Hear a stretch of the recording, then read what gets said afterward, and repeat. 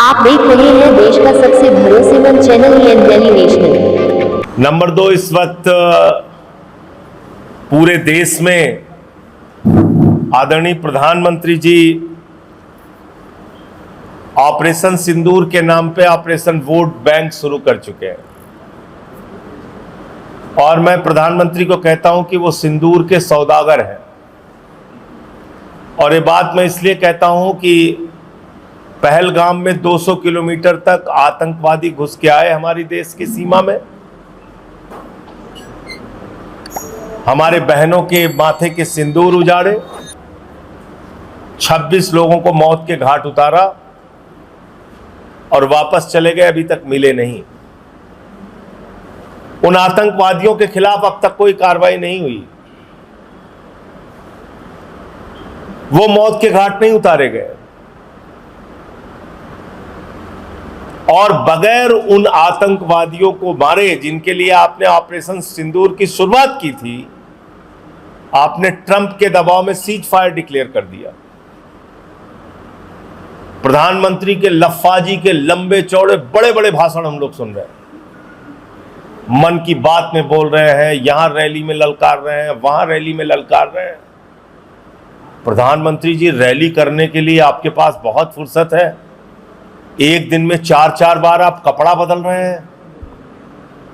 जो 4 बार कपड़ा बदलने में आपको टाइम लगता है प्रधानमंत्री जी, कम से कम उतना समय आप निकाल लेते जिन बहनों के माथे के सिंदूर उजड़े उनसे मिलने के लिए। आपके पास उतना भी वक्त नहीं मिला।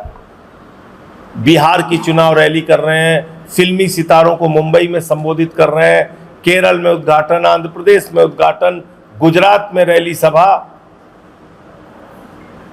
लंबे चौड़े भाषण। तो प्रधानमंत्री कहते हैं हमारे शरीर में, हमारी नसों में गर्म सिंदूर बह रहा है। मैं कहता हूं प्रधानमंत्री की नसों में नौटंकी बह रही है। जैसे ही लाइट कैमरा एक्शन देते हैं उनकी नौटंकी शुरू हो जाती है। कितना झूठ बोलोगे आप इस देश के साथ?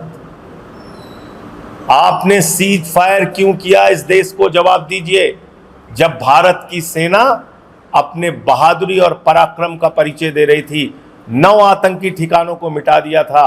भारत की सेना के पास 21 आतंकी ठिकानों की जानकारी थी और पीओके पे कब्जा कर सकती थी भारतीय सेना।